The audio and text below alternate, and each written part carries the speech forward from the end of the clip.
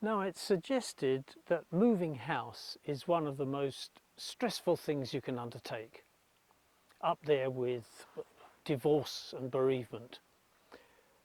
But what about that twice a year, every year?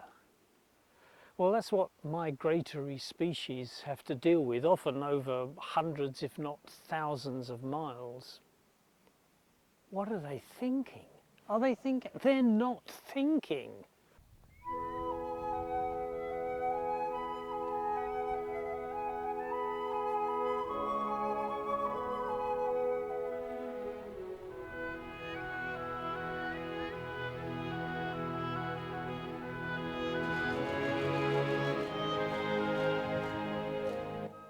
Behind me is the intertidal zone at Fingringhoe, Wick.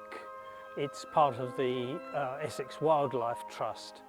And I'm going to meet up with the site manager, Verity Hales, to have a conversation about the whole concept of migration as a way of life. Let's see what she has to say.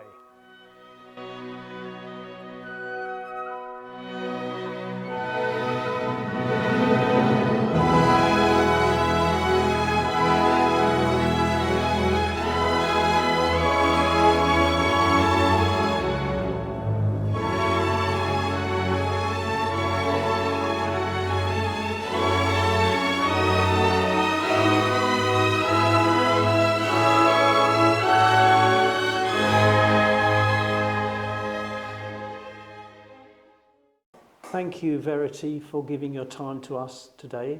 Thank you to for talk coming about to this Fingringhoe. fascinating subject. Let's start with something basic. Why do birds migrate? I think we consider that there's a couple of reasons which all stem around accessing resources and kind of enhancing survival, really. So birds tend to move from areas of low resource to areas of high resource. So that's primarily food, but can also then impact on kind of climate and habitat. So they're looking to enhance their either breeding success or their own chances of survival. So for us, and well, for everybody, that takes the form of kind of two seasonal migrations, spring and autumn. At the moment, in our nice jumpers, we're in autumn. So we're looking at different birds arriving largely from the north in this instance now. So a lot of geese that have been nesting in kind of Siberia and Scandinavia will be coming south. Coming south, they're accessing warmer climates, getting away from those harsh kind of Arctic winters. They're accessing more food. So again, when the snow comes, the vital grasses and food stuff that they feed on are going to be covered up. So they've enjoyed the benefits of the Arctic, the longer days, better food resources in the summer, longer days to feed on those resources. So they've enhanced their breeding success.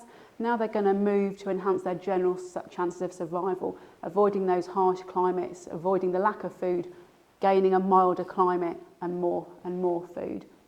And the same kind of happens in reverse in spring. So for birds arriving for us in spring, it's about getting into a more habitable climate. We're never going to say a British summer is amazing, but there's more food resource, particularly when we're talking about insects eating birds. And we've then got longer day lengths because birds arriving to us will be coming from the south mainly. So they're going to be leaving sort of the tropics, which sounds a bit unusual to us. We want to go to the tropics, but they're going to leave the tropics. It's going to get too hot for them for them to breed and survive. They're going to come north into a more temperate habitat, more insect prey, and then the longer day length. So they're going to have that longer time to eat, forage for food, to feed to their young. And it is kind of proven that birds moving north and into these climes will have potentially more young than any resident bird to staying sort of south of us. So yeah, potentially 4 to 6 young here against 2 to 3 if they're staying south. So how is this a balance? What is it that provokes one into moving and another into being a resident? Yeah, I think that's probably a little bit more complex than we've got time for discussion now. I think patterns of migration have been evolving over hundreds of thousands of years, Yes. quite possibly preceding our continental pattern as it is now. So there might be some evidence that birds moving was to do with how continents were before. And equally now, like I say, so there's that resource shift.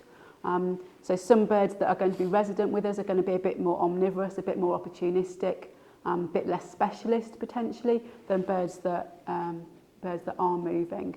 But yeah, I'm sure there's many scientific papers out there that we could explore in depth. I'm thinking of, I suppose, during the ice ages, everybody was pretty much crammed together, survival of the fittest, if you like, and as the receding ice led them to be able to spread out a bit, that kind of sewed it into their DNA to keep doing it afterwards. So you're still moving, so there might be some evidence there that some of those migratory patterns are just sort of inherited, and there might not be a lot of substance behind them potentially. I say that without knowing, but I will stick with kind of that primary shift for resources, which seems to make sense in my head as well. Because those migration patterns are dangerous. It's a dangerous journey. For us in the winter, we're thinking about potentially larger geese migrating, but for the summer arrivals for us, we're talking about tiny songbirds. And to think about them travelling across vast continents, let alone huge expanses of water, is a miracle, I think, really, and that's quite amazing feats to undertake. What species do you find leave you in autumn? Do they go from here south? Yeah. And what come in to take their place, as it were? So we look forward to both the spring arrivals and the autumn arrivals. They're both huge events for us here at Fingringhoe. In the spring, we'll have those small songbirds arriving, and then things like cuckoo. So we look forward to those arrivals. So for us, particularly at Fingringhoe, we're quite famous for our nightingale population. So we'll be looking forward to the nightingales, whitethroats, sort of willow warblers, turtle dove and cuckoo arriving. They will nest and breed, hopefully successfully with us, and then they'll leave at the end of the summer.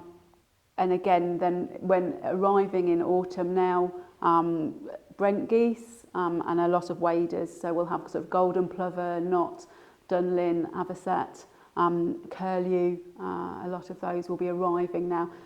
They'll then go again in sort of spring. We'll see them leaving in stages. Different birds arrive at different times. And the autumn arrival tends to be a bit more staggered. They're not in so much of a rush.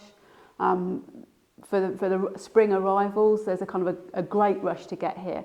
There's a huge kind of urgency to get good nesting sites, get those maintained, get a mate, get started on that breeding.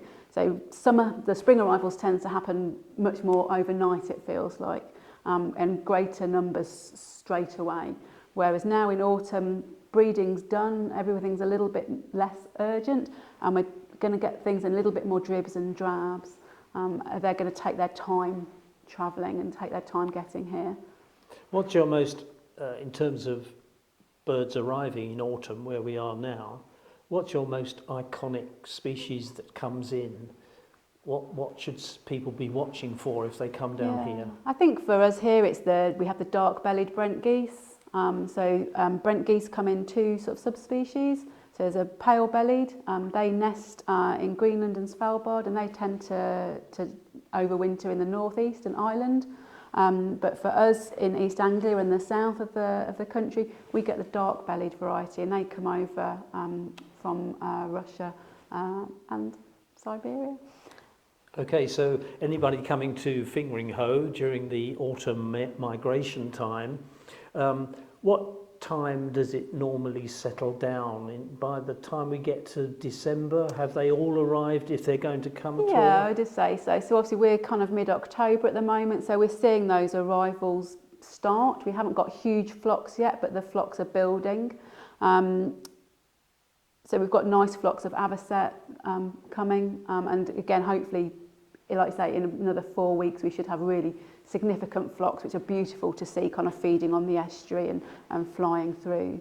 So dark-bellied Brent geese, and then sort of avocet and a few other waders you should get nice flocks of. Yes. Yeah, hopefully, next few weeks. Good. Thank you very much for talking to us today. We've already learned so much. It's difficult to remember it all, but I hope you've enjoyed listening, and thank you for watching.